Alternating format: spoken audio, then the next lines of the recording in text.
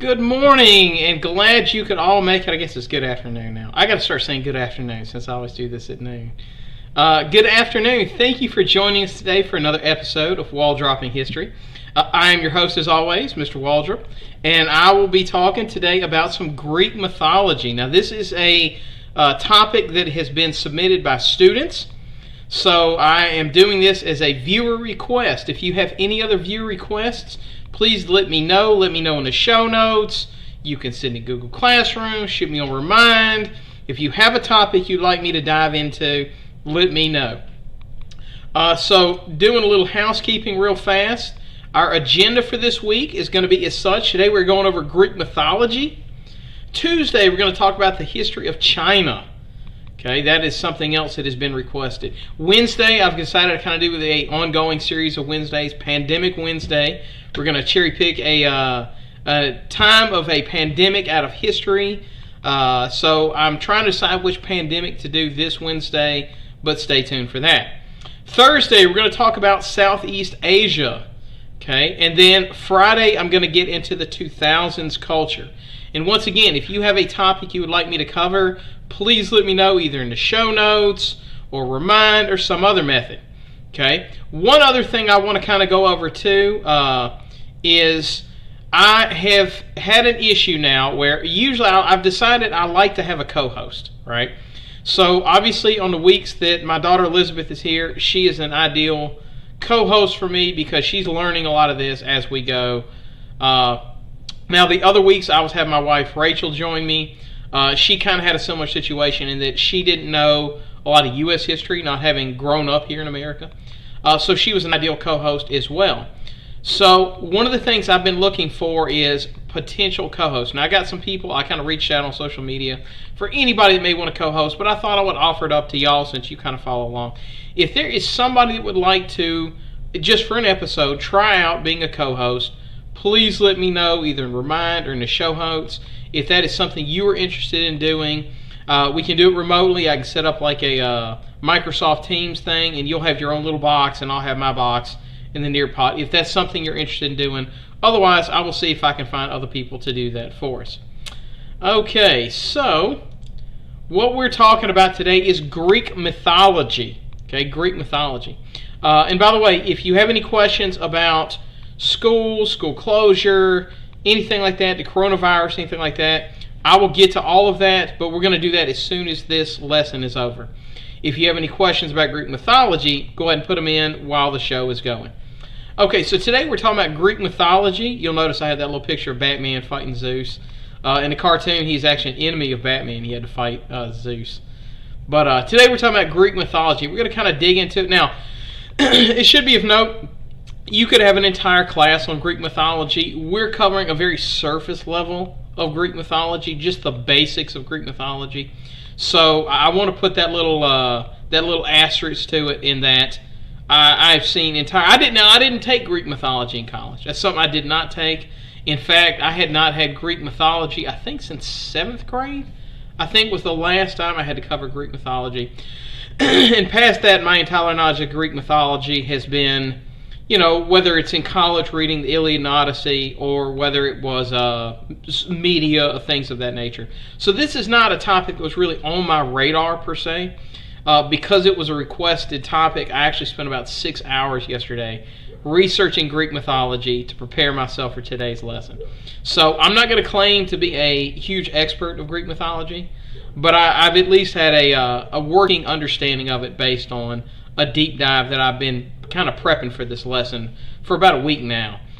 So if I miss something or leave something out you like, feel free to put in the show notes something of Greek mythology you love that you wanted to.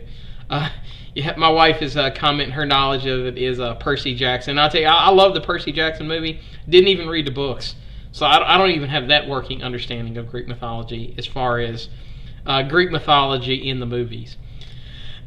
So let's start off with what is a myth, right? So let's talk about mythology in general. So a myth is basically anything that is supernatural, that is a belief system used to explain natural phenomena, right?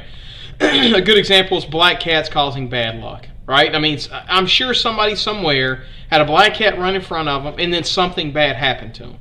and they kind of perpetuated the myth that black cats cause bad luck. I had somebody, I'm not going to name names, but I had somebody used to try to explain to me that when they would feel my baby's head, as somebody that watched my children, and if they had a soft spot in their head, that meant the baby was hungry, right? And of course, immediately you're like, but wait a minute, every baby has a soft spot, and it doesn't go away when they're full. But that's a myth that they had gotten from somebody, somewhere, and it just kind of stuck with them, right? And so myths what I want to make sure that y'all understand is myths are not something that happened thousands of years ago, right? And that we just got rid of myths. We see myths today, right? As we speak, I just got done debating somebody online that is convinced that 5G, when your phone gets 5G network service, that it is 5G that is causing the coronavirus, right? And so what they did is they laid out a map of where all the heavy cases of coronavirus are, and then they laid out another map of where 5G is. And of course, 5G is real popular in big cities, right? The networks rolled out 5G in big cities for that reason.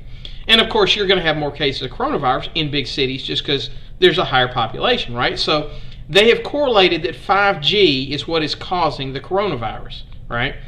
And they've got this huge myth, about it and stuff like that. And the kind of argument I made for it is, if you look at the coronavirus, what countries have handled it the best, right? And I think you could look at it and you could say, okay, well, South Korea has probably handled it the best, right? Of all the countries that have handled coronavirus, they probably did the best job. They had the least amount of time to prep for it, and they had probably the best response to it. Second to that is Taiwan, right? Well, you could validate, use some kind of valid argument that, then it must be K-pop, right? The two countries that listen to a lot of K-pop, they didn't have a lot of coronavirus cases. So K-pop must be a good remedy to dealing with the coronavirus. And of course, if you cherry pick history and you leave it out, you look at it and go, but wait a minute, what about China? They got ravaged with the coronavirus, and they didn't have, Taiwan handled it the best, right? And so, but then you look at China, it's like, but China listens to a lot of K-pop, and it didn't help them. So then it starts to fall apart, and it's the same thing with 5G, right? You can look at other countries and look at it and go, but wait a minute, there's countries that don't even have 5G, right? And they just got decimated with the coronavirus. So it has nothing to do with it, right? So myths are nothing new, and kind of I say the most popular mythology we have that's a functional belief system today, and I'm sorry if I'm stepping on anybody's toes if you believe in this, but it's astrology, right? The idea that the year and the time in which you were born has some kind of like mystical influence that you can look at the stars and you can read the stars and it tells you what kind of person you're going to be and what your fate is. And of course it kind of breaks down when you realize, like, I think I'm a Cancer, right? And you can or Capricorn. I'm one of those that starts with C. I'm not big in astrology. And you can look at it and go, but wait a minute, I know plenty of people who were born around the same time as me, and they have very different lives and are very different personalities. Their lives have gone on drastically different arcs. So how can you have a belief system that fits both me and that person at the same time? So, you take that for what it is, right? So for the Greeks, their version of mythology was really, the way they understood it was more of a science, right? They were kind of using that to try to best uncover the mysteries of the universe and explain science. So, and real fast, let me give my shout-outs. My wife is in here, so thank you, Rachel. Leah's in here. Let's see. Ms. Hernandez, Ashley, Bushra, Natalie, Noel, Quinn, thank you all for showing up. And in the chat, I see Emma Williams. Thank you for joining us, Emma. Okay, and so the myth of superstition, what's a myth you've heard of, right? It could be, I know one when I worked in the restaurant industry was that if somebody swept your feet, it was going to give you bad luck. And the only thing you could do to remedy that bad luck is you had to grab the broom and spit on the broom, right? I don't know where that came from, but that was a myth I remember in the restaurant industry. Of course, there's a ton of them, right? If you break a mirror, you're going to have 7 years of bad luck. What's another one? You walk under a ladder, that gives you bad luck. Welcome, Mr. Raby. I'm glad you could join us. The lucky horseshoe. Oh, spilling salt. That's another one, right? If you spill salt, you got to throw some onto your shoulder to get rid of the bad luck. What is some of the other ones? I know there's a lot of sports ones that are like you can't change your socks out. I've even heard some players that won't change their underwear if they had a big win. That's like the nasty underwear has like magic power to it. Here's another one too, that like if you say something that like causes a jinx, you got to knock on wood to get rid of it. God, what are some other ones? I'm trying to think of any other funky myths. Oh, I hadn't heard of walking around a pole. I hadn't heard of that one. I'm curious, especially for any of my students of international persuasion, is there any myths that are international myths, all right? Like maybe a myth from your country that maybe I've never heard of.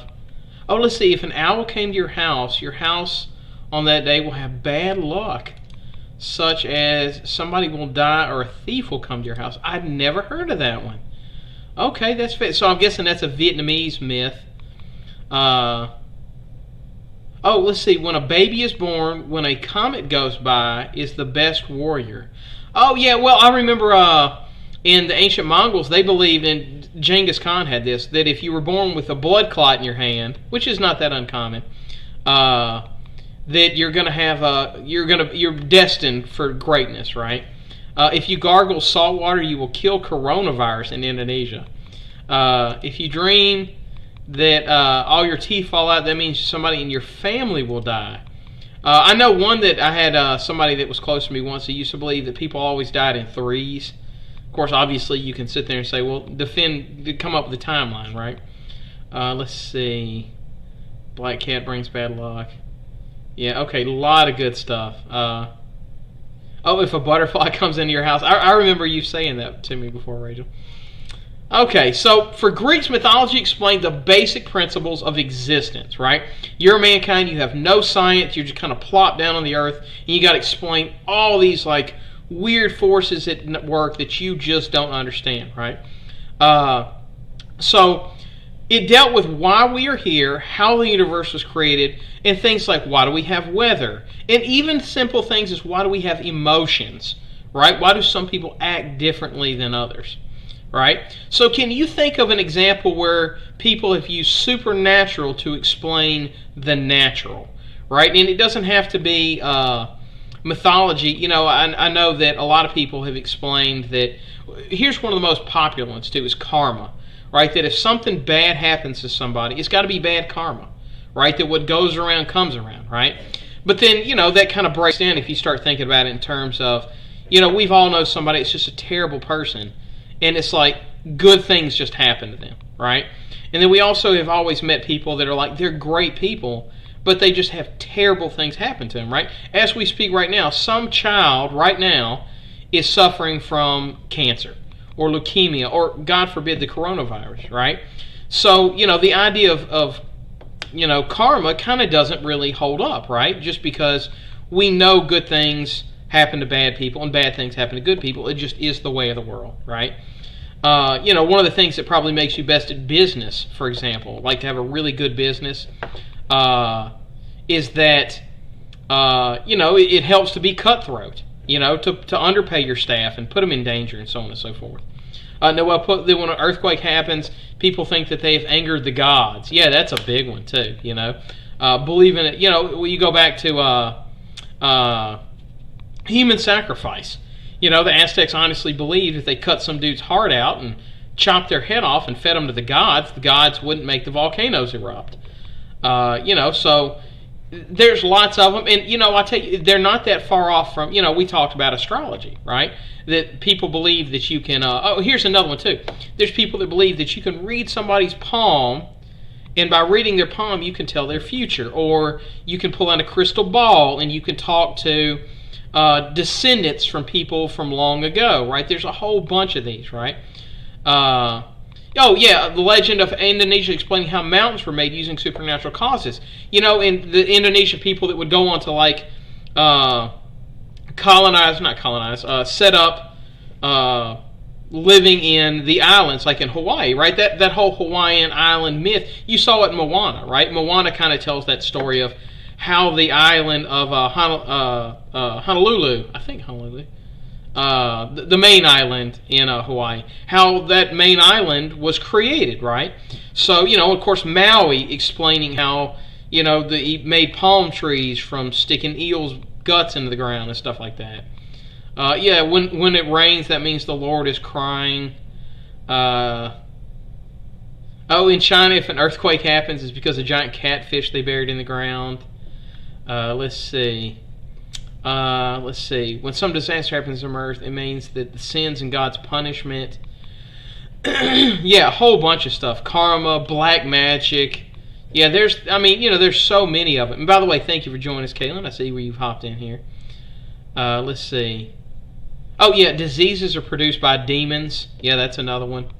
Right, so this is not, the thing I put these slides in here is I want you to get, this is not something that happened thousands of years ago and we just kind of moved past that. We still try to come up with, like, supernatural beliefs in, why bad things happen and why good things happen and why forces of nature happen. Right? Yeah. Okay, so in Greek mythology, we kind of get most of our knowledge of it around these two guys, right? And that is going to be Homer and Hesiod. So Homer, this is not Homer Simpson, right? This is Homer, the Greek poet / writer, right? He wrote the Iliad, he wrote the Odyssey. And one of the popular beliefs is that if you look at the Iliad and the Odyssey, they're written very differently. A lot of times even chunks of it are written really differently. And so there is a huge belief that Homer was not really one person, but it was really kind of a group of people that kind of added to it, right? So think about it, and I'm kind of using this as an example. It would be kind of like the Bible, right? In the Bible, some of it was written by Paul, some of it was written by James, some of it was written by Peter, but we just call it the Bible, right? As though it's just one book, right? And so there's a lot of people that believe Homer was not really a person, but really a group of people that just kind of added to a single book. So I kind of put this out here. What do you think? You think Homer was one individual, or it was really a group of individuals that added to the story and the myth in themselves? And actually, hold on one second. Let me turn my fan. It's kind of getting hot in here.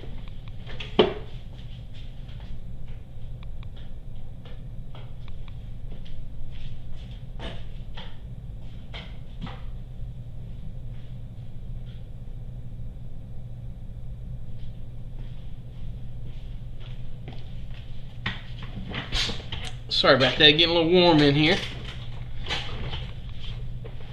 Okay, so it looks like it's about 50, 30, 20. Okay, people that have not made up their minds. So pretty even, fairly even mix. No, it looks like a group. Looks like a group is our winner here. Okay. So why do you think it was important for Greeks to need to explain natural phenomena with mythology? Why was it important for them? And the thing I kind of ask you too is, why is it important for us today? Like, why are there some people that need to believe that, say, astrology controls their fate? My kind of answer, and again, this is just my take on it. Your answer is as good as mine. But my kind of feeling about it is that I think humans like to believe that they have a plan and they can control their life, and if they can't, it's got to be divine forces, right? That there's a master plan for everything. And they have to have some rational reason to explain why everything happens, right? Of course, a lot of times we use science to understand it, but even in my lifetime, we found that a lot of science that we thought we knew was not true. So why do you think it is so important for the Greeks to come up with some reason why a phenomenon happens? That they would come up with mythology. What are your thoughts on that? Which, by the way, this is why I was actually looking for a co-host for just parts like this, so I had somebody to talk to in real life and bounce their ideas off of. Yeah, need to explain chaos in life. That's a great point too, right? Just bad things are going to happen, crazy things. The coronavirus, right? You have to have some rational belief for there's something in control, that it's hard to believe that random things just happen. Everybody's in control of their own destiny. Let's see. Yeah, wrapping your head around these giant complex things, right? I mean, just something as simple as, I don't know if you've ever been around a little kid, but a little kid's like, what is the meaning of life? What a big, giant concept to try to explain to a kid. Or, if a kid asks, why is it, sweet little kids get sick and die? Man, that's a hard thing to wrap your brain around. To explain the unknown, it can be a scary thing. I was watching an episode of Star Trek, The Next Generation. And they had this guy that was like this primitive society, and he accidentally winds up on the starship Enterprise. And, he kind of realized that everything he believed was garbage, right? It was, there was a big universe, and there's other races and other species and stuff like that. And rather than dealing with the reality, he just kind of ends up killing himself. He just couldn't handle believing that everything he thought was true was a lie. So, you see these belief systems, they can have a major influence on people, believing that they have a control over their destiny. Yeah, I need to explain everyday occurrences. That's right. All right. So, what was their belief system, right? What were the core tenets of their belief, right? So, like, if you were talking about, say, for example, Judeo-Christianity, right? You would have that belief that, you should love your neighbors, you love yourself, and turn the other cheek, the Ten Commandments, so on and so forth. Well, in their belief system, it's a little bit different, right? They believe that death is inevitable and final, right? That there's no coming back, there's no reincarnation, there's no second life. Once you die, and everybody goes to Hades, or the Underworld, right? The God of life, the goal of life was to become a legend on Earth, right? There's no, there's nothing great waiting for you after you die. Your goal is to really kind of live that YOLO life, right? You only live once, live life to the fullest, right? The Greek gods are very humanistic. In most religions, their gods are typically like super holy, super just, divine wisdom, divine morality, so on and so forth. Greek gods are not like that, right? They're very flawed, right? They have their own motives, they're ambitious, they do horrible acts, they're jealous and petty with one another. Some of them have great accomplishments of heroism, and some have epic failures. So they're very much humanistic, right? They're almost like regular, ordinary humans imbued with superhuman powers, right?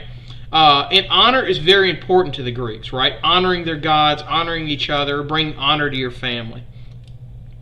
So it all kind of begins with creation, which for creation it all starts with chaos, right? The whole universe is this swirling ball of chaos, and out of that chaos is going to give rise to Gaia, right? And Gaia is kind of like, it is the night, it is the earth, it's basically life, kind of, right?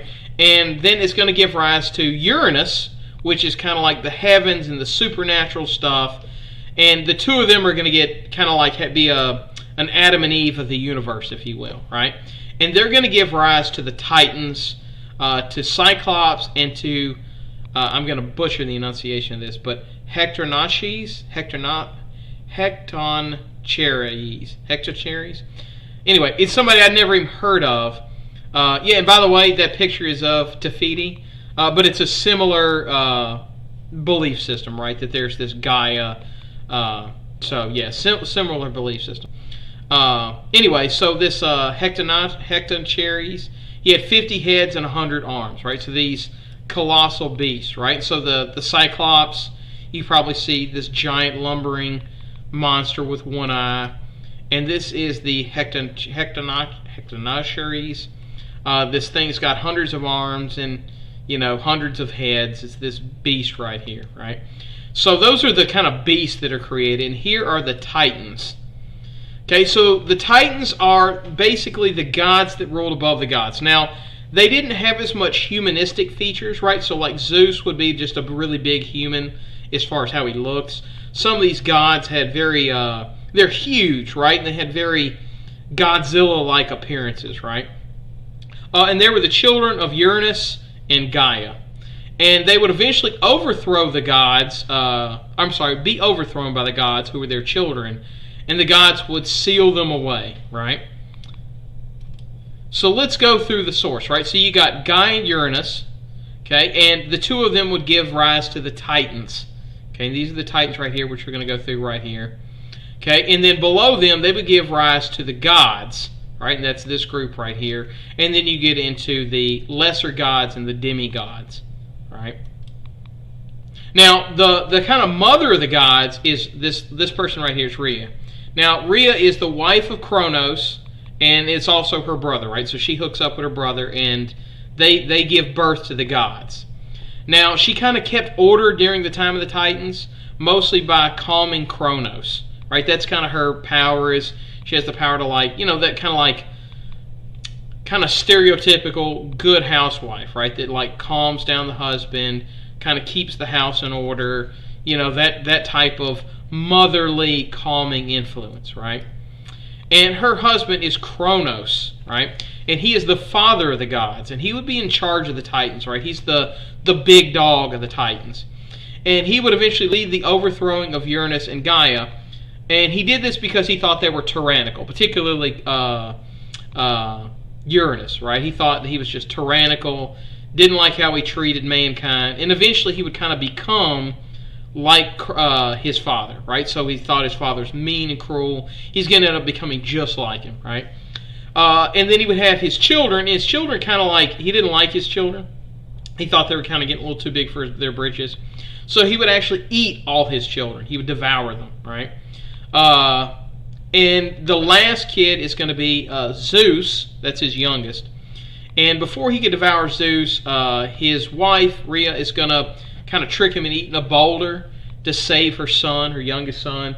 Zeus is going to kind of overthrow him and force him to regurgitate the rest of his children. And he's going to be punished to Tartarus for eternity, which is kind of like their version of hell.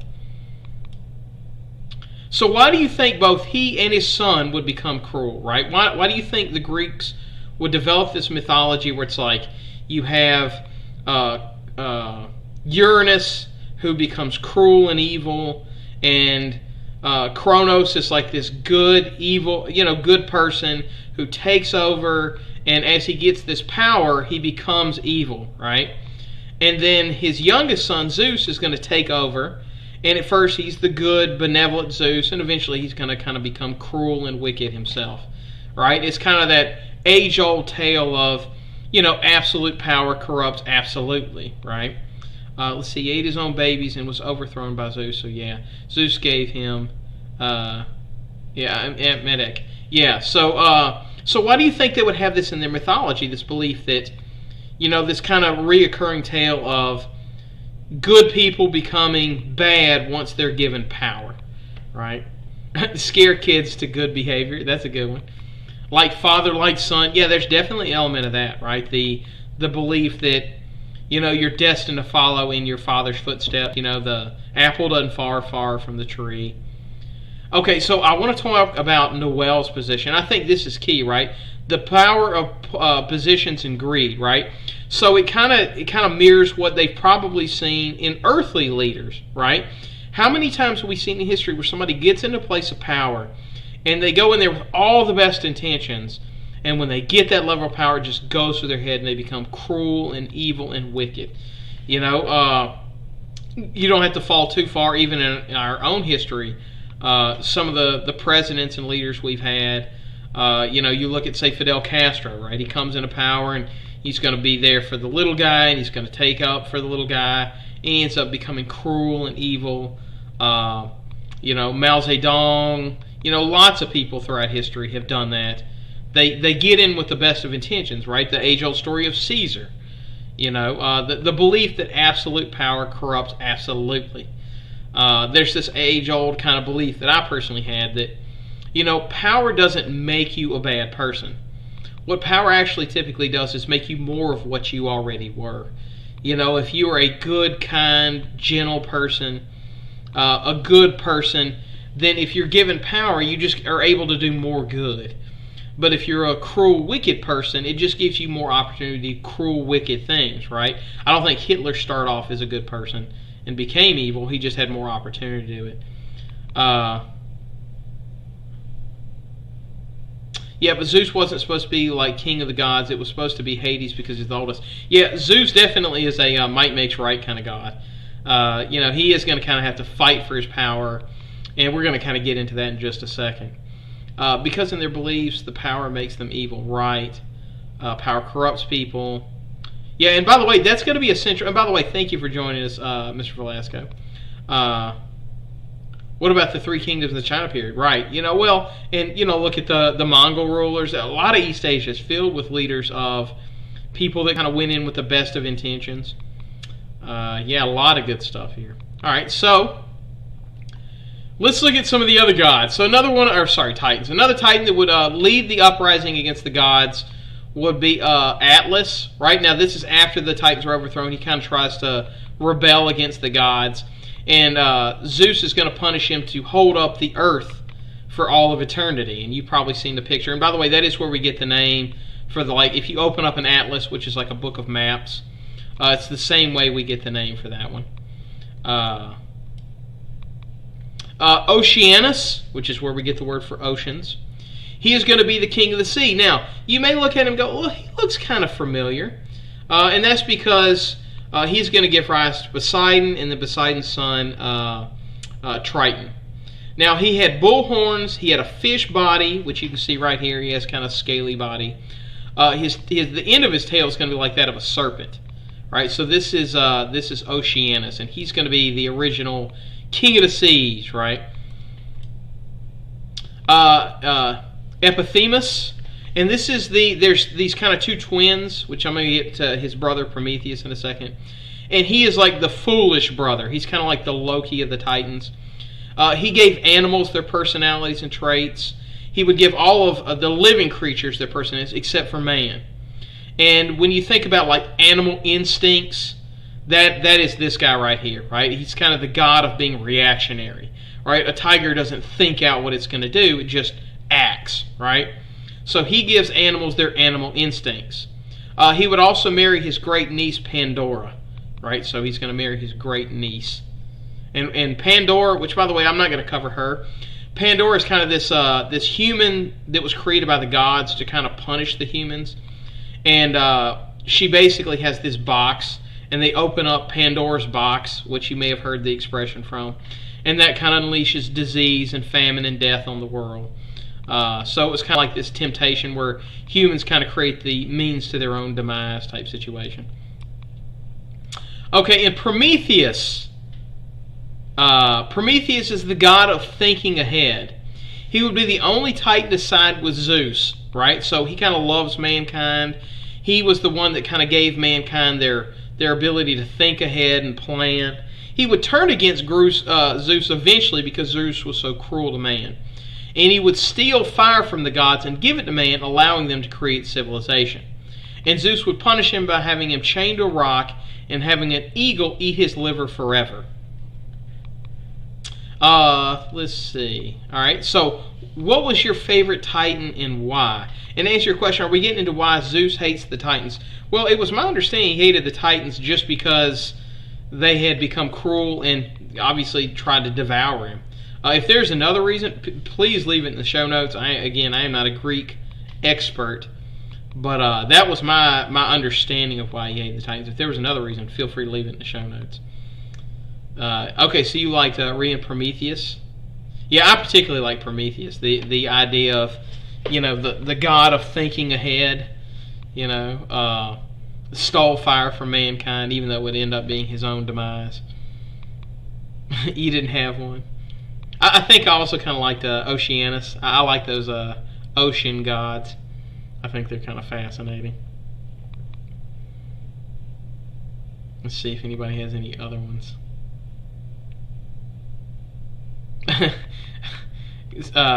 Epiphanes, since he gave us dogs. Yeah, dogs are adorable. Oh, Prometheus, read the story in middle school. And the funny thing, it was a hard time finding a picture because anytime I would try to look for a picture of Prometheus, I was getting the movie that was the precursor to Aliens. Yeah, thinking ahead, right? Yeah, it seems like a lot of y'all like Prometheus. Yeah, that was kind of my favorite too. Let's see if anybody else likes one.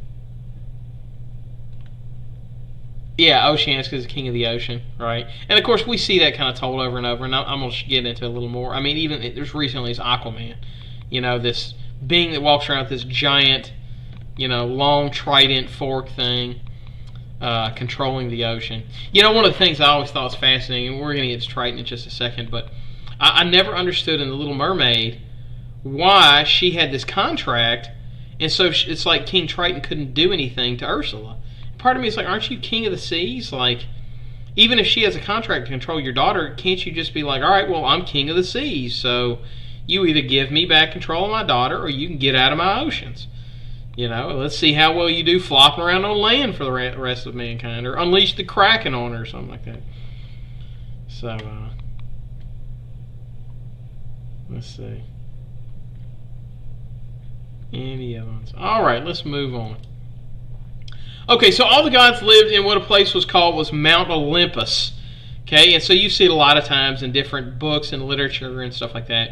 And there's basically the original 12 that rule over all of creation. Now, there's tons and tons of gods, right? Anytime they would conquer a new city, they would create a new god and a new reason behind some new phenomenon to worship, right? But these are the big daddy 12, right? That kind of rule over everything, right? Poseidon, Hades, Zeus, Hysteria, Hera, Ares, Athena, Apollo, Aphrodite, Hermes, Artemis, and Hephaestus.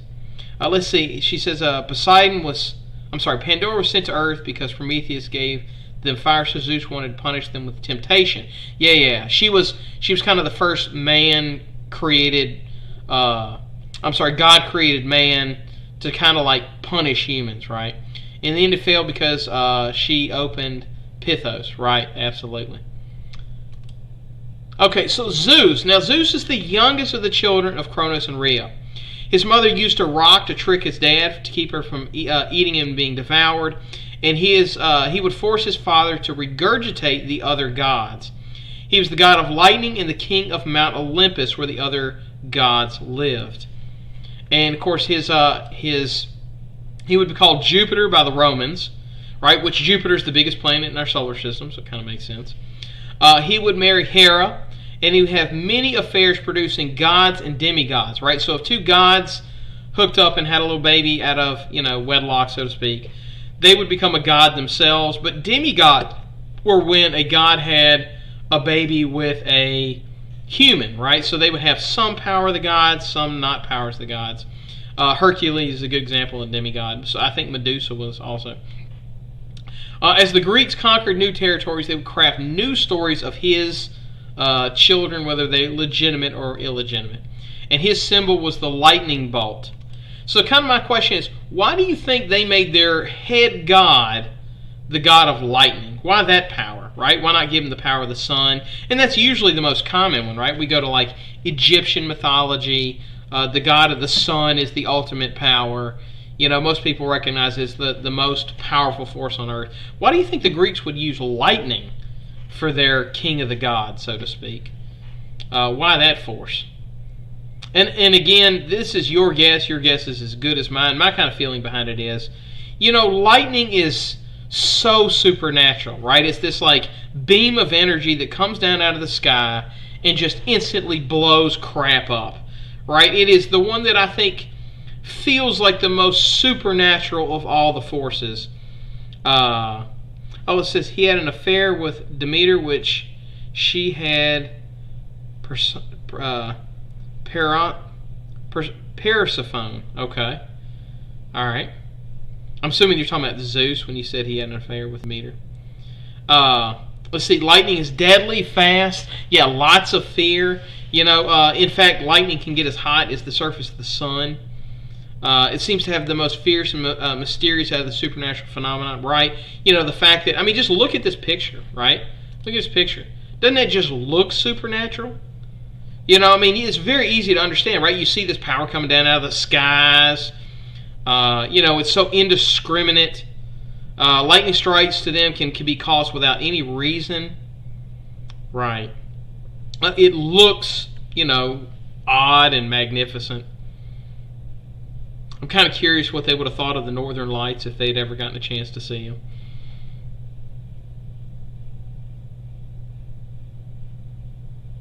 Yeah, powerful, fast, unpredictable. Yeah, I'm sure they had somebody get hit by lightning, and they just saw it just instantly kills them. It can set fires. That's another one, too. Well, and plus, too, it kind of... Doesn't it just kind of... I mean, look at this picture. Doesn't this look like anger? Right? If I said, give me a picture of anger is a supernatural force. Right? It just looks like lightning. It sounds scary. Right? I mean, you ever heard a hard lightning strike? It sounds terrible. Of course, you're hearing thunder, not lightning. But he also had an affair with his son's girlfriend. Yeah, I tell you, Zeus got around. He was a pretty busy dude. Pretty busy guy.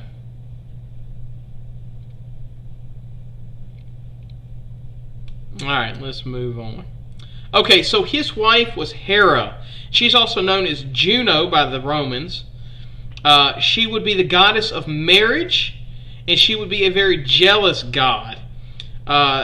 So whenever Zeus had affairs, she would quite often punish the children or the goddess or whoever it was that he had an affair with. So she's very jealous, right? So she's kind of the goddess of jealousy. To get around this, Zeus would create a 100-eyed giant to watch out for him. But Hera instead turned it into a peacock. So that's their belief of why peacocks had all those little eyes on them. And her symbol was either a peacock or a cow. And of course, you see her with the blanket of peacocks. So my question is, have you ever felt jealous? If so, how did it make you act out of character? And again, I'm not talking about it. It didn't have to be romantic jealousy. It could just be like a friend of yours had, an Xbox, and you wanted an Xbox also. So maybe you begged your mom, all the other kids are getting Xboxes. Please, please, please, please, please get me an Xbox. Or the one I kind of think about as my students at school is shoes. Right? I think if y'all went to school and everybody was wearing Under Armours, everybody would go home and start begging for it, right? But almost everybody I know is like, I got to have Jordans. Please, please, please, Jordans. Even my own son, he used to, his favorite shoes would be ones with like Spider-Man or Black Panther on them. And I tell you, it was kind of a little soul-wrenching experience when he came home. We're like, all right, Joe, you need a new pair of shoes. His last pair was his favorite Marvel character is Black Panther, right? He loved Black Panther, right? He's obsessed with how he looks and his cat powers and all that stuff. And so I was like, all right, Joe, your last shoes were Black Panther shoes. What do you want next, right? You're looking at Spider-Man, Avengers, and he's like, Dad, I want to get a pair of Nikes or Reeboks or Adidas. And, it was like, oh, man, because I guess other kids are treating him now like those shoes are kid shoes. And it's important to him that he look more grown up. And I was like, oh, man, he didn't want little kid shoes anymore. Now he wants to be a big boy. So, but I know deep down inside, if it were up to him, he would rather have Pikachu shoes. But due to social pressure, he now wants big boy shoes. Instagram models, yeah, that's a good one. Yeah, and of course, you see just in media in general how much they promote what women are supposed to look like. Yeah, you wish that person didn't exist. Let's see. Yeah, you act out of character when you're jealous. And let me tell you this. I think we've all been guilty of it, right? Like, and it doesn't have to necessarily be a bad thing. It could be a good thing, right? Like, there are times where I'll see a teacher that maybe for whatever reason they can get a student to do work in class, and I struggle with that student. And what it does is it pushes me to go, okay, wait a minute. Maybe it's not the student is that apathetic. Maybe it's something I'm doing. How do I convince that student to care about my class? So it doesn't have to be a bad thing. It can drive you to do good things. It's funny, even animals can be jealous. We have 2 dogs, and most of the time my dogs just kind of lay around. They don't do anything, but heaven forbid you pet one dog, and it's like the other dog has to get pet now immediately, right? It's all of a sudden it creates the thing in the animal that's like, oh, I've got to be pet now. Let's see. Never act with jealousy because it'd make you look stupid. Yeah, and I mean, usually you feel dumb when you act jealous. Okay, so Hestia. So that's her Roman name is Vesta. She is the goddess of hearth and home and protector of the sacred fires. Her symbol is a torch, and she kind of had a little crew called the Vestal Virgins, which are 6 priestesses that would attend her temple and protect her fires. The people would build shrines by their fireplace at home, and today the word Vestal means pure or virginal, right? So she's kind of like the goddess of purity, right? The next one is going to be the Roman god of Poseidon. I'm sorry, it's going to be the god of Poseidon. His Roman name is King Neptune. He was the god of the sea and earthquakes. They believe he caused earthquakes. His symbol was the trident. By the way, he was also the god of horses, so he gave rise to horses. He would also, his son would be Triton, who would inherit his power and his kingdom. Okay, and if you ever watch Percy Jackson, I think they do a good job of kind of showing what he looked like. I think this is the DVD bonus commentary.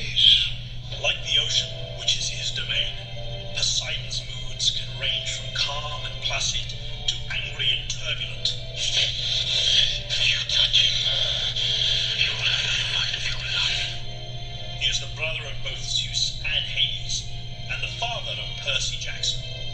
His symbols are the horse and the trident, which he uses to invoke earthquakes and violent storms at sea. Stand by you, person. Always. Okay, so do you have a favorite version of him in media, pop culture, books, or maybe one of his descendants, right? So you're talking about King Triton from Ariel. You're talking about Aquaman. There's a lot of versions of him. Percy Jackson. Trying to think of some of the other versions of him in. Maybe it's the Poseidon from Clash of the Titans. If you watch that one, I never watched the new one. I tried to watch it; it was kind of garbage. But the original one, do you have a favorite version of him from media? No, you don't have a favorite version of him, Noel. I'm trying to think of any other versions of the King of the Sea in media.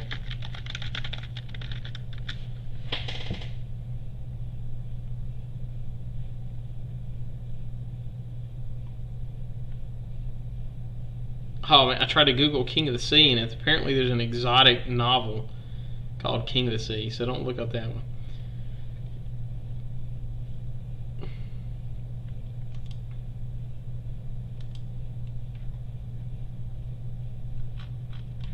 Let's see, Percy Jackson, Aquaman.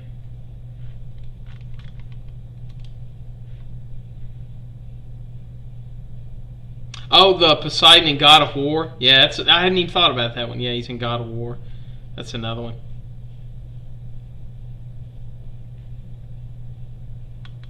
All right. Okay, so the next one we're going to talk about is Hades. Okay, and he's going to be called Pluto by the Romans. Now, Poseidon, Zeus, and Hades are like the 3 biggest of the big dogs, right? They command the most power. Zeus over the earth, Poseidon over the seas, Hades over the underworld, right? And he's also called the Rich One because they believed he was in charge of all the minerals on the earth. If you found gold, for example, it's because Hades, you were getting it from Hades. He was in charge of the underworld, and his symbol was the Cerberus, which is a 3-headed giant dog he commanded. Of course, you can see the little statue of him. Of course, he's a giant, too. And he was not friendly, but he was not evil. Katara? Yeah, Katara. He was not evil, right? He just kind of didn't care for humans. But he's not the Greek version of Satan, right? He's not the great... of course, by the way, this is Cerberus. So he's this giant 3-headed dog. And of course, if you saw... not available. Let's see. Okay, hold on. Let's see if we can watch it on YouTube. How sentimental. I haven't been this choked up since I got a hunk of moussaka caught in my throat. Huh? So is this an audience or a mosaic? Hey, how you doing? Looking good. And of course, in Hercules, he is kind of the bad guy. Finally made it. How are things in the underworld? Well, they're just always. Hey, full of dead people. What are you gonna do? Oh, there's the little sunspot. Little Snoochie. And here is a sucker for the little sucker. Here you go.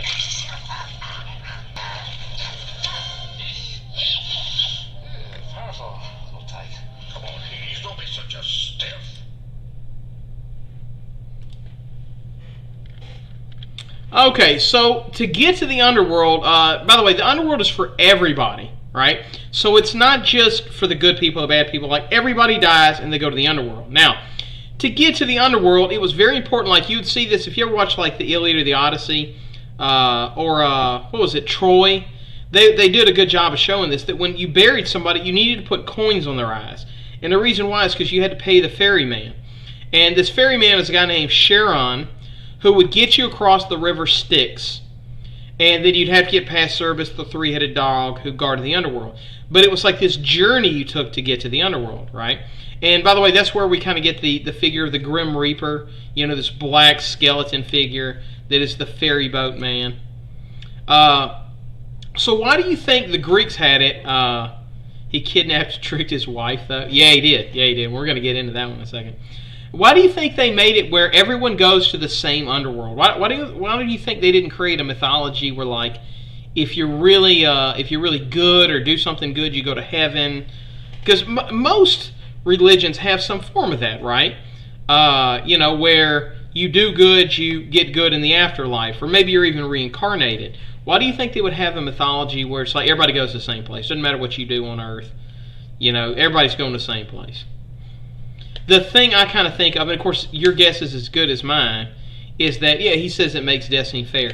I think it because Greeks wanted to establish the importance of life on Earth, right? To make it where it's like the decisions you make on Earth matter more while you're here, right? That it's important for you to live your life while you live it, and it's also important for you to leave behind a legacy, right? It's more important the legacy you leave behind to your descendants than it is you in the afterlife. That's fine. And by the way, you're welcome to leave answers in YouTube. That's fine too. Yeah, everybody has a choice. Makes death seem fair. Absolutely. But I think for me, it's the accentuating of what you do in life matters more than what happens in death.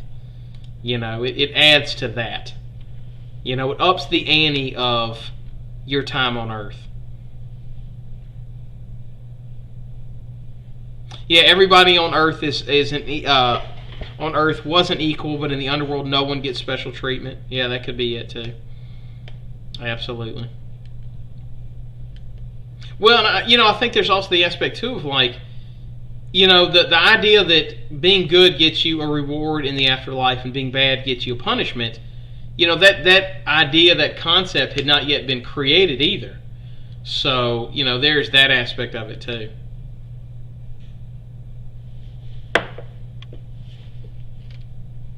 Yeah, make death seem fair. Yeah, a lot of y'all getting that.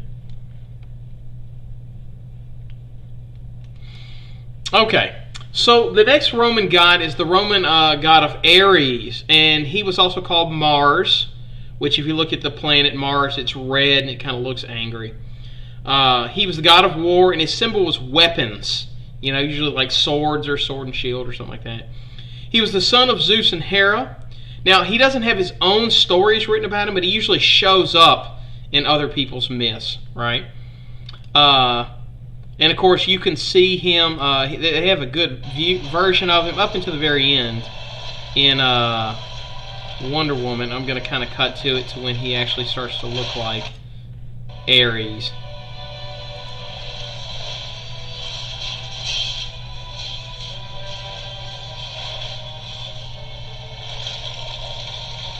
To explain war, right? Like, I mean, when we think about war, we don't think about it in terms of it having some kind of supernatural force that causes it.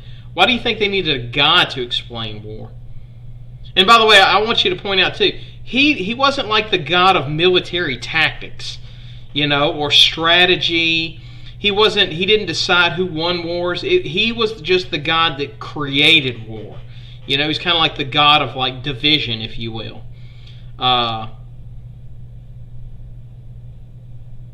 Yeah, his dad always sent him away for war. That's right.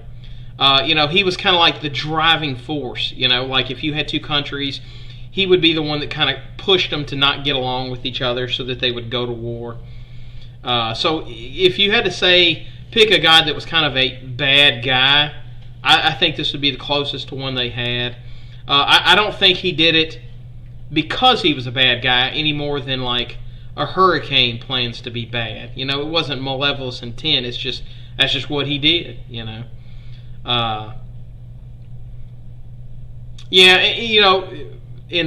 the notes, Rachel puts to justify war, and I think that's it too, right? There's this kind of probably belief of like, why would humans that are rational people, why would they want to pick up weapons and kill one another, right? I mean, that's the most brutal thing you can think of to do, right? And so it almost feels like a divine force needed to justify that level of malevolence, right? Yeah, someone to blame. That's a great way to put it. Someone to blame to justify war. Yeah, like the anger inside. Of course, remember, a lot of these gods are in charge of emotions, too. All right, for war to be a holy war. That's right.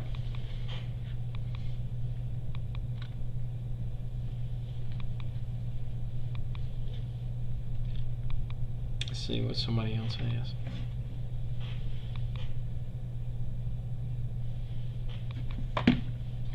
Yeah, and there's also a level of creativity of like when you think about weapons in battle, stuff like that. So they needed a god to create and justify war. That's right. I think y'all all kind of getting the same conclusion idea too. Because I mean, that's just not a natural human response to pick up a weapon and kill somebody. Okay, the next one we're going to talk about is Artemis. Now, her Roman name was Diana, which, by the way, if you ever watch Wonder Woman, that's where they got. She was a descendant of Diana. She's the goddess of the moon and of the hunt, and sometimes of witchcraft. Her symbol was a bow and arrow.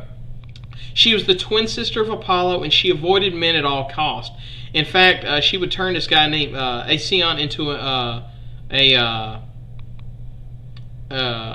stag just for, and set his own dogs on him just for watching her bathe. The next one is Aphrodite, and in Rome she was called Venus. She was the goddess of love and beauty and sexuality. Her symbol was the shell. And by the way, the reason we have the Easter bunny is they believe that during the springtime, a lot of babies are conceived in spring, right? They would believe she would take the form of a rabbit and go around placing the eggs inside of women, which is why it's kind of weird if you think about why kids look for the Easter eggs and have the Easter bunny. Anyway, she would marry Persephone, and they would have a son named Eros, or Cupid in Roman. And it's funny thing is, the story of Cupid in Roman mythology is that he would actually hit the wrong people, right? He steals her quiver of arrows that makes people fall in love with people. And he made the wrong people fall in love. So, this weird thing of like, if you're hit by Cupid's arrow, you're in love, as being a good thing. But technically, if you were hit by Cupid's arrow, you're in love with the wrong person.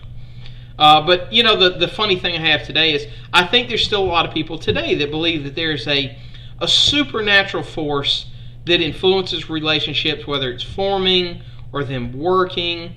I think my own belief system has this like belief to it of, God's in charge and he decides, when is the right time for you to fall in love.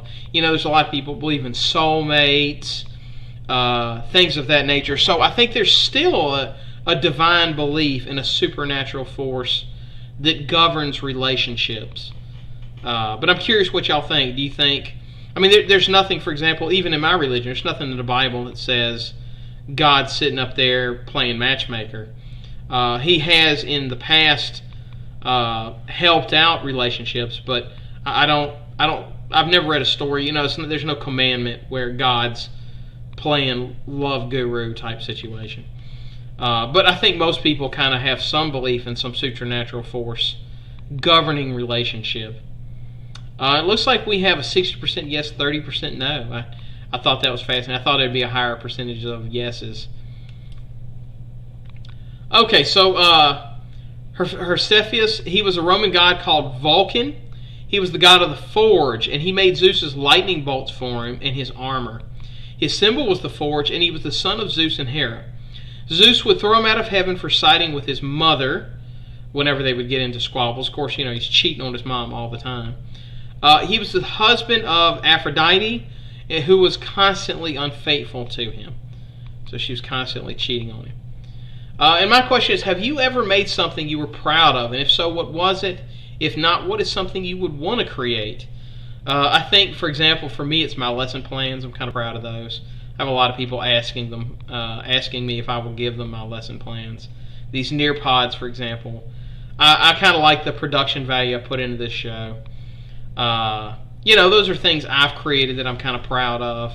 Obviously, it's very easy to be proud of your own children, that you had a hand in their creation. Art and paintings. Yeah, that's a good one. Now, I've never drawn or painted anything I'm particularly proud of.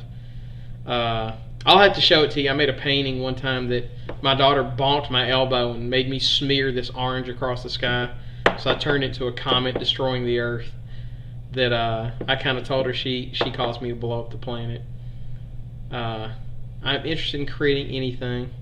Have you ever made anything though, Noelle? Like maybe written a story, turned in an assignment. Let's see. Caitlin said paintings that she thought were really good. Oh, a drawing of a dragon. I'd like to see that.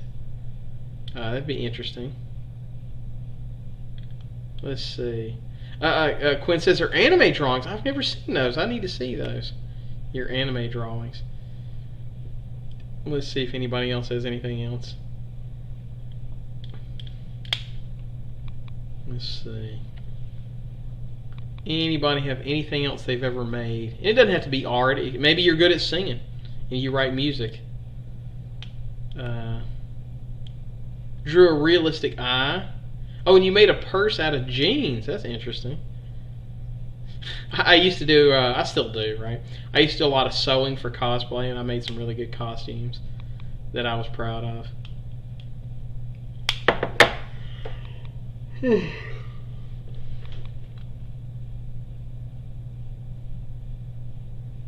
Creating money. That's a good one. Very good.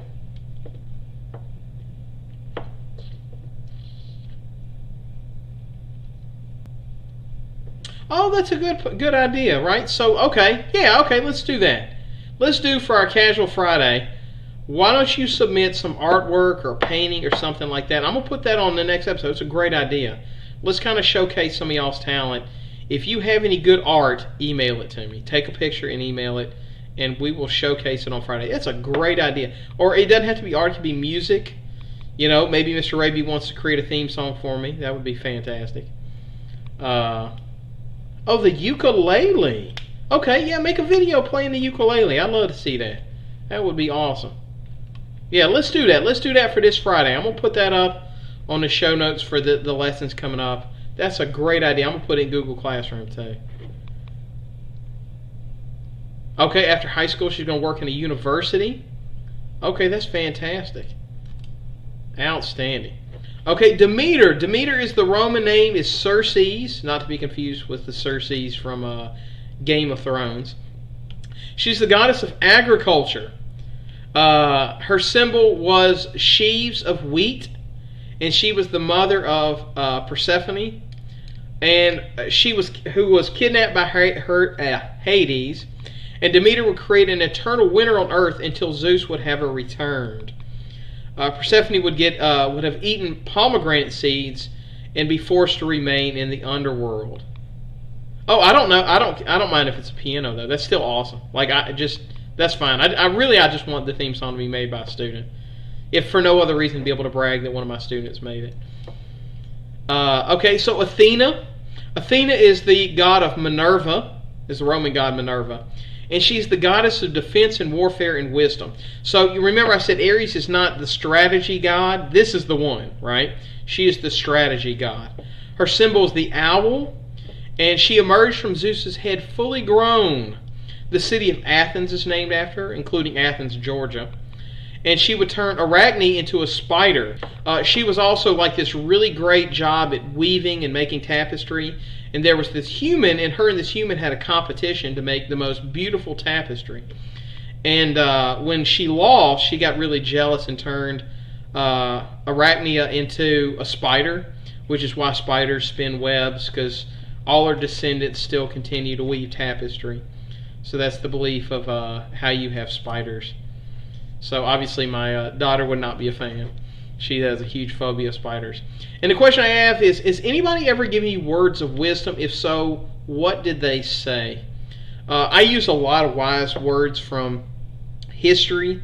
They're kind of my teachers. Obviously, the Martin Luther Kings, the Gandhis, people of that nature, JFKs. But I think the person that probably gave me the most kind of words of wisdom would be my dad. He had a lot of sayings. I remember one that I always kind of share with my students, which is the adage of never write down anything you're not prepared for the whole world to read. You may be texting a boyfriend or a girlfriend something in secret, but it's there forever, right? I mean, they could always show somebody it's there for eternity. There's a lot of those too. The belief of there was another one I can think of. Here's one I kind of came up with is diversity is the inoculation to bigotry.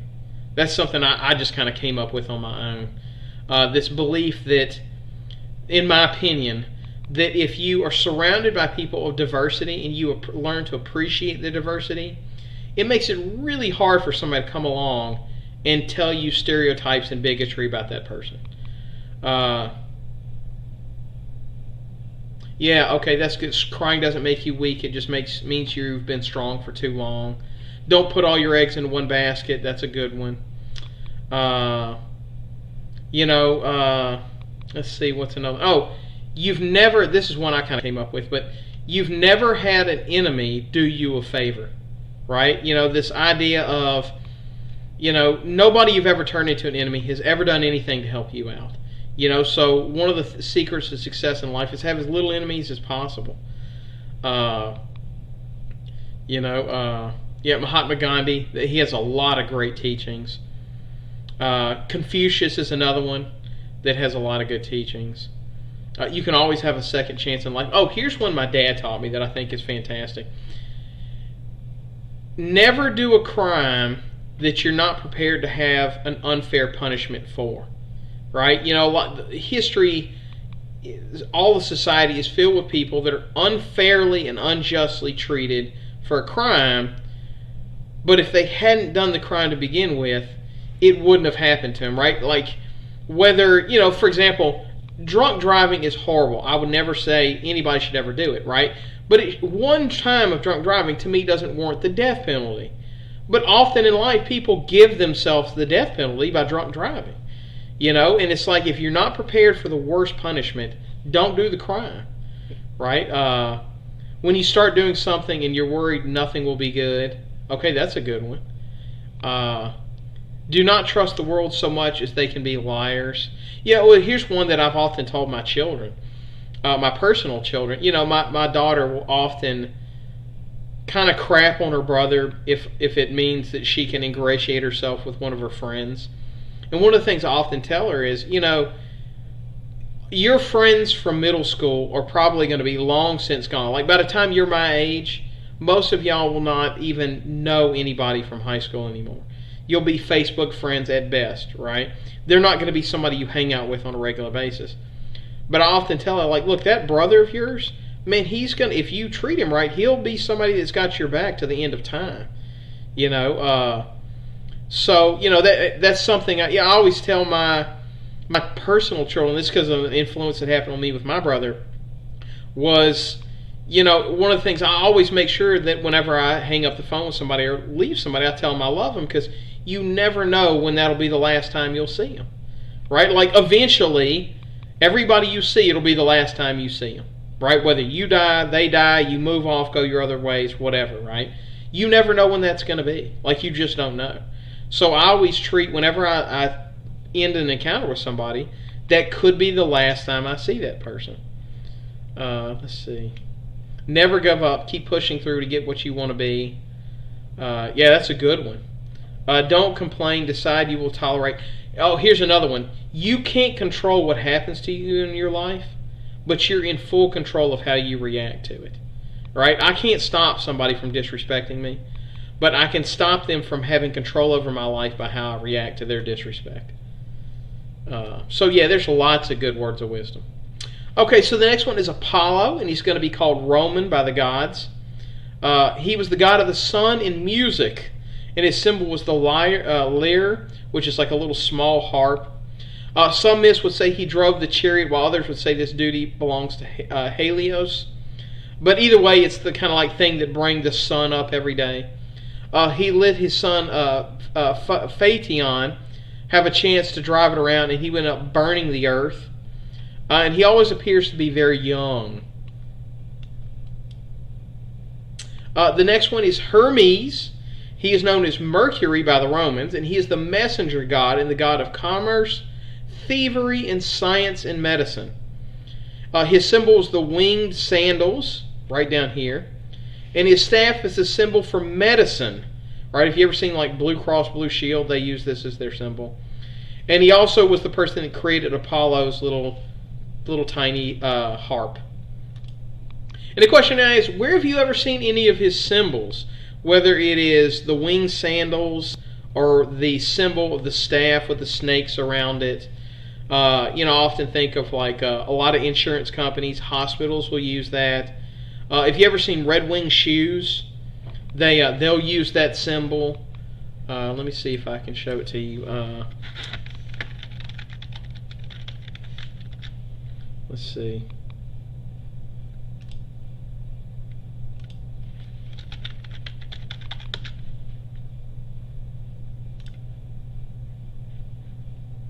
Yeah, if you've ever seen this symbol for Red Wing shoes, let's see.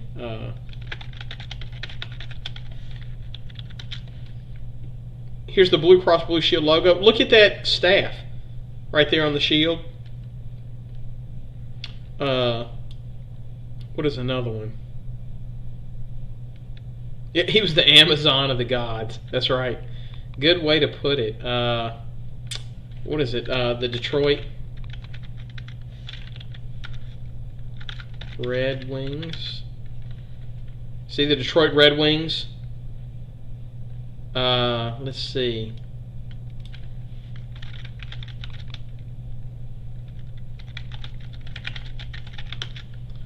There was a Detroit Pistons logo for a while. Let's see if I can find it. Oh well, I can't find it. That had wings. But yeah, it's been used a lot of times. Pharmacy stores, that's a good one. Dentist office, that's another one. Medicine kits, oh that's a good one. Let's pull up that one. Let's see.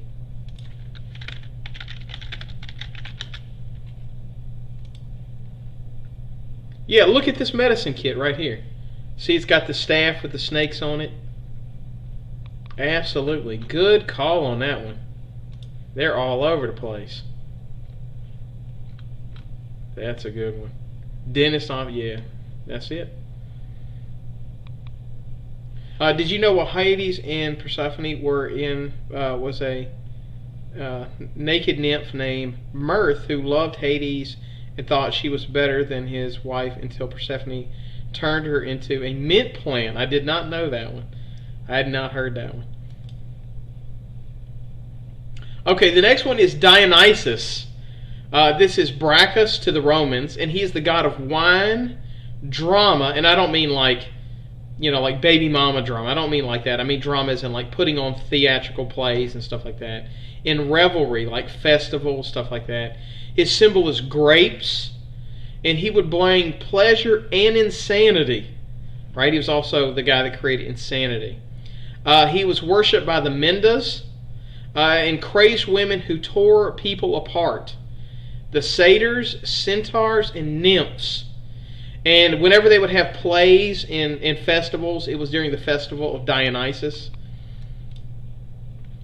So my question is, have you ever been to a play, a musical, a concert? Mr. D and Percy Jackson. If so, what concert, play, musical did you go to? I can think right now. My wife's probably going to say, what's his name? Bryan Adams. She went to see his concert. She loved that one. I've been to a bunch. I've actually seen Jay-Z in concert. Hootie and the Blowfish, if you know who that is. Sugar Ray. Let's see. Ludacris. I've seen him in concert. Let's see. I've seen the Wu-Tang Clan. I've seen, obviously, Bryan Adams. What are some other ones? Oh, the Sherlock Holmes play. That was a good one. Let's see. What are some other ones? Yeah, we saw the Addams Family play recently. Other major concerts I went to. I had a binge where I went to a lot of concerts. I saw Montel Jordan, the "This Is How We Do It," that guy. Who else I see? Casey and JoJo, I saw them in concert. Boys to Men. Trying to think. Ninja Turtles, yeah, I saw the Ninja Turtles in concert. The Coming Out of Their Shell tour, I saw that one. Oh, I want to go see Hamilton so bad. So bad.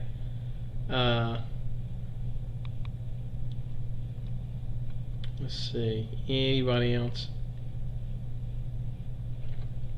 I'm trying to think of any other place. Oh, the John Williams concert. I recently went to a concert for John Williams music. Trying to think of any of the other ones. Yeah, that's all I can think of right now. Okay, the Muses. Now, these were 9 goddesses in charge of different sciences and arts. They were the daughters of Zeus who were meant to inspire people. My question is, do you ever know somebody who personally inspired you? It could be a celebrity, it could be somebody in real life. There's definitely, I think my brother was a huge inspiration for me in my life. I think there's a lot of politicians who've done it. You put your grandmother, yeah, I take my grandmother was a big inspiration in my life, but both of my grandparents were. My dad, my mom. I had a teacher, a math teacher named Mr. Yar, that was very inspirational in my life. I had a social studies teacher who has long since passed away that inspired me, named Mr. Threadgill. I would say probably that the person that most inspired me on how to teach was a guy named Dan Carlin. He does a history podcast. And he kind of does a podcast as if he was reporting the history rather than telling it. And I think that's kind of how I like to teach, as though I'm trying to be like a reporter for history. Let's see, Mom for Mr. Hernandez. Ms. Ty says her dad. A few of his teachers for Mr. Raby. I think that's every teacher's kind of dream come true, is to say that one of their students inspired them. I had a student that I failed once tell me I inspired him. I was like, oh my goodness. That was kind of shocking. And I'll tell you this, as a teacher, I think making an impression on students is far more important than being their favorite. You know, if you told me I was a favorite teacher, don't get me wrong, every teacher loves hearing that. But I think hearing that you made a difference in a kid's life kind of inspires you even more. And I think some of my students have inspired me. You know, I've had many students that did something that was like, man, okay, maybe something I'm doing is working. You know, family, because they inspire me and keep pushing you to be the best and out of your comfort zone. Very good one. Very good one.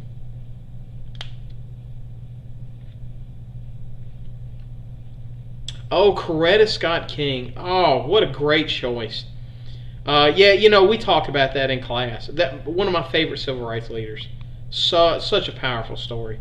Particularly her work fighting apartheid, her work in civil rights after her husband had been assassinated. Great, great choice. Okay, the Fates. Now, these are 3 daughters of Zeus who were blind and determined people's lifespan. One of them would spin the thread of life. The other one would measure the thread of life, and the other one would cut with scissors. Now, why are they blind? Well, that's kind of obvious, right? It's because, nobody knows how long life is going to last, right? So, for some people, they're going to live to be a ripe old age. Other people, they're going to live to be very young and die. So it kind of gives an explanation of why young people can die and old people can die, and so on and so forth. The next one I was going to mention, this is kind of a fun one, is Nike. She was the goddess of victory, which is obviously why the shoe company uses their name. She would choose the victor in competitions, and her symbol was the wing, which eventually Nike would turn into the swoosh. This is not a god, but a demigod, and that is Hercules, and he was very famous in Greek mythology. He would accidentally kill his own wife and children and had to perform 12 feats or 12 labors to seek redemption and become a champion again. And this is a pretty good showing of the 12 labors. Man, the gods commanded him to perform 12 labors, 12 dangerous missions. If he completed them all and survived, Hera agreed to finally let him live in peace.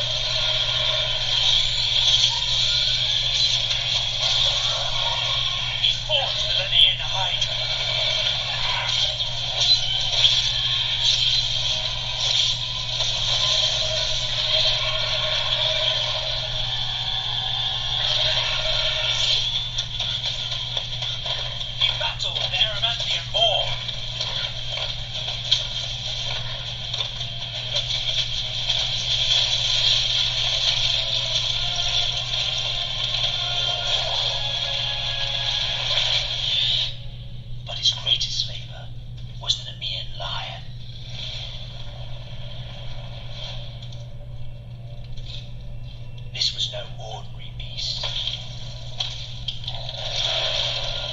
It had a hide so tough, no weapon could penetrate it.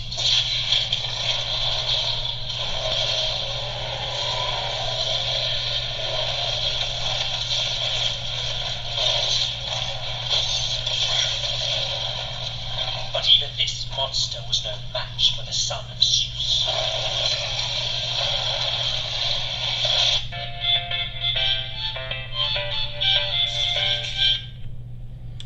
Okay, so why do you think Hercules is so popular in culture and storytelling? Why is he so popular? Okay, what makes him such kind of a great person type thing?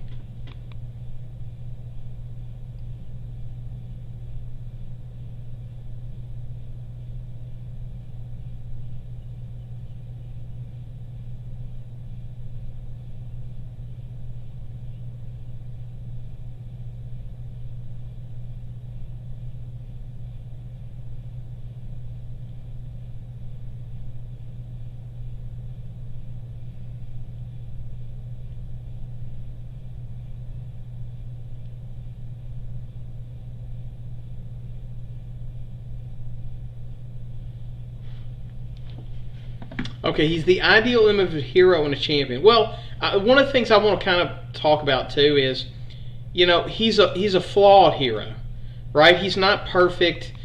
He suffered great tragedy. He's very easy to relate to. How come the Fates weren't Zeus's children, Hercules? I don't know. I'm assuming you're talking about the movie, the cartoon movie. Oh yeah, cartoon movie. Yeah, I don't know. I'll be brutally honest, I've probably seen the cartoon movie twice, so I'm not an expert of the cartoon, but I'll tell you this, Disney does not do a fantastic job of being historically accurate in any way, shape, or form. I have never even brought myself to suffer through The Hunchback of Notre Dame, just because I know how badly they butchered the story. So I haven't even suffered through that one. I know Pocahontas, huge liberties, especially in regards to the age. Although I'll tell you this, so fascinating one is terrible as Pocahontas was for the historical accuracy, Pocahontas 2 ain't bad. It's actually really historical. I like Pocahontas 2 significantly better than I liked the first one. I've seen that one quite a few times. It's not that historically inaccurate. You never see the Fates being Zeus kids. Okay, yeah, maybe. Yeah, I don't know. I think I saw the movie once, maybe twice. I've actually know most of the story of Hercules from playing Kingdom Hearts more than I do from playing the cartoon. Because every one of the Kingdom Hearts, that's like, you have to do all these trials and stuff like that with him. His strength and courage. Hercules represents bravery, a warrior, a hero, and an underdog. That's a good one. El Dorado. I don't think El Dorado is Disney. I could be wrong. But yeah, El Dorado is a great one. You know, it's funny, I talk about it in my AP US History class, and I'm like, it's not that inaccurate as long as you realize that in the end, the bad guys win in El Dorado. You know, that's the part where it gets really bad, is they rewrite the ending of history. Yeah, because the Disney story in Hades, he's the ideal image of hero and a champion. He's half human and half god. Yeah, so you can kind of see that bridge between worlds. You know, that The Rock, that I should have showed that clip from, he did a movie of Hercules. I didn't think it was terrible. You know, it kind of got butchered, but it was a lot of very much rockisms, and it kind of tried to create this like idea of like how he could have been a real human and just kind of blown out of proportion. Okay, so that is actually going to do it. Now, obviously, I could go on for the rest of the school year teaching more Greek mythology. Maybe there's a story I left out that you would have loved to have talked about. Feel free to leave it in the show notes. I would love to hear if you thought there was something I left out that you thought was fascinating. Of course, there's as many stories as there is, you know, lessons to be had, right? But that's actually going to do it. I hope y'all enjoyed this lesson. And again, if you have another, let's see, they're daughters of Nyx and are portrayed as offsprings of Zeus and Hermes. Okay, all right. But yeah, if you have another topic, feel free to leave it in the show notes. Hit me up on Remind. If you are interested in being a co-host, even if it's just for one day, just to try it out, is you're basically going to be doing what you saw Elizabeth or Rachel do every day. Just let me bounce ideas off of you. Medusa. Yeah, Medusa's a good one. But yeah, please hit me up and let me know if you're interested in doing that. This also I want to open up. Do you have any questions about either Greek mythology? I'll do my best. I'm not a huge expert on Greek mythology. I did study a bunch of it here recently. I think it sounds like Miss Jackson's probably the resident expert. Orthic Constantine said that the mothers had to have been Arnicle or necessity. It's the same thing that happened to Anastasia. Oh yeah, in Anastasia, I always jokingly say in Anastasia, in real life she dies. So yeah, that's an interesting story, and I don't think the real Rasputin had a magical talking bat. But anyways, so yeah, if you have any questions, go ahead and leave them in the show notes. It can be about this lesson. It can be about school, the virus. I do know that it does sound like the governor is going to end up canceling going back to school this year. But as far as I can tell, EBR is going to continue remote learning throughout the school year. So we're kind of sitting here in a kind of wait and see pattern. I do wish the governor would just kind of make up a decision and just stick with it. But we'll kind of see. It's kind of been really tough on the school systems because it's kind of been all over the place. But anyways, so yeah, if that's really all I got for today. Oh, school updates. Yeah, that's basically it. It does sound like, I don't know this for a fact, but it does sound like the governor is planning on canceling school for the rest of the year. I mean, right now our still kind of marching orders are April 30th. So we don't really know. I do wish they'd just kind of make a decision and roll with it. I know Bessie has kind of said they're ready to call it for the year. We're still going to have remote learning. I know that's going to be a fact. So that's still going to happen. And look, even if they cancel school altogether, I'm still going to keep doing the show. A, it keeps me busy. So I kind of enjoy having it to do. I like teaching. And B, I appreciate y'all wanting to learn, so I kind of want to be there for y'all. But yeah, so yeah, that's it. That's all I got today. And again, seriously, if one of y'all is interested in doing the show with me, even if it's for an episode, let me know. Donald Trump plans to reopen the economy. Well, he's mentioned that. I don't see that happening. I'm hoping that cooler minds prevail, but we'll see. It wouldn't be the strangest thing I've ever seen. So, but yeah, that's it. That's all I got for today. So, unless y'all have any questions or comments, that'll do it for me. See if I can give y'all a second to ask any more questions or comments. Okay. All right. Well, I'm going to call it for today's episode of Wall Dropping History. Thank you all for showing up and participating in your education. And until next time, goodbye.